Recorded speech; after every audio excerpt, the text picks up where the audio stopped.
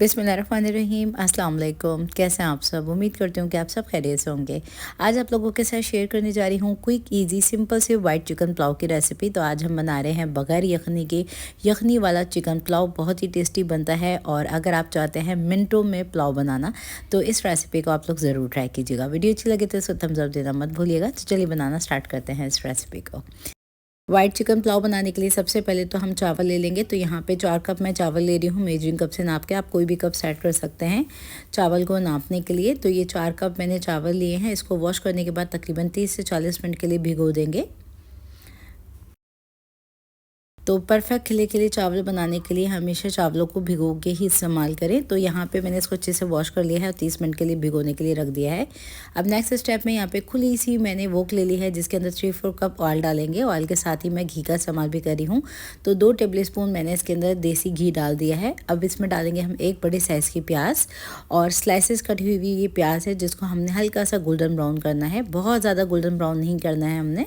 अब प्याज हल्की सी गोल्डन होना स्टार्ट हुई है तो इसमें साबुत जीरा डालेंगे हम सफ़ेद वाला हाफ़ टेबल स्पून। काला जीरा डालेंगे इसमें हम हाफ़ टेबल स्पून ही।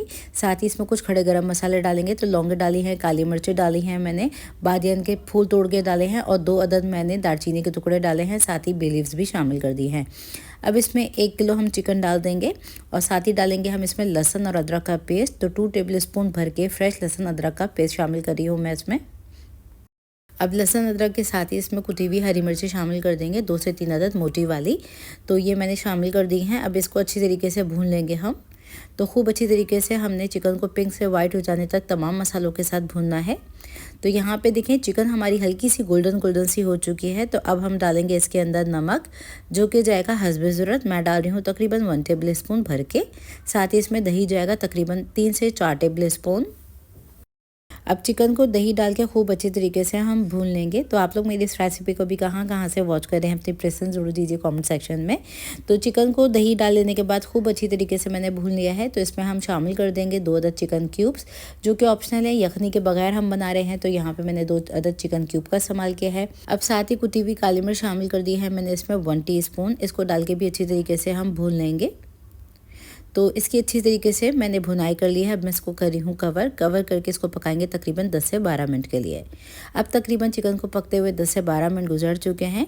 तो इसको मिक्स कर लिया है मैंने और अब हम डालेंगे इसमें 1 अदद लीमू का रस।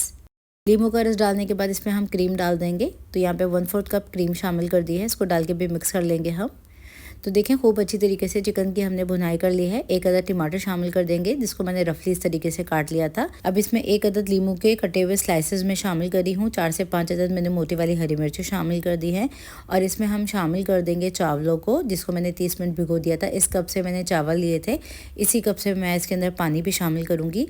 तो डबल पानी जाता है। आधे घंटे पहले मैंने चावलों को भिगोया था जिसके अंदर मैं ये पानी शामिल करी हूँ 8 कप।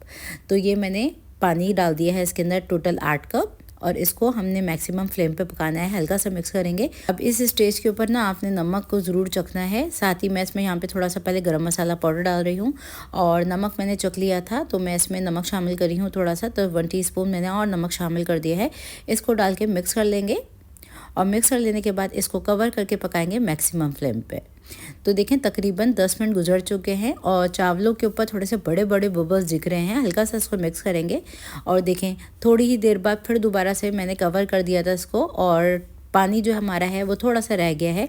अब ये जो थोड़ा सा पानी इसके अंदर मौजूद है इसी के अंदर ये दम पे पकेगा। तो हम इसको कवर करके पकाएंगे। कोई भी कपड़े का इस्तेमाल कर सकते हैं। इसको कवर करने के लिए मैं एल्युमिनियम फॉइल का इस्तेमाल कर रही हूँ ताकि ये अच्छी तरीके से दम पे आ सके।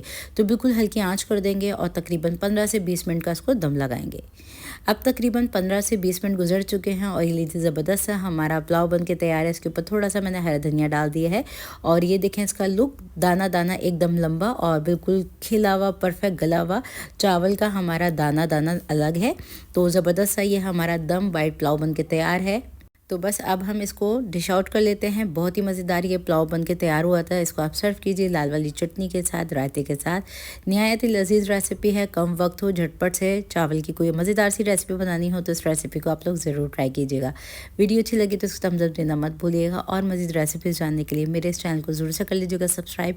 तो फिर मुलाकात होती है एक और नई रेसिपी वीडियो के साथ। जब तक के लिए अपना बहुत ज़्यादा ख्याल रखिएगा। अल्लाह हाफिज़।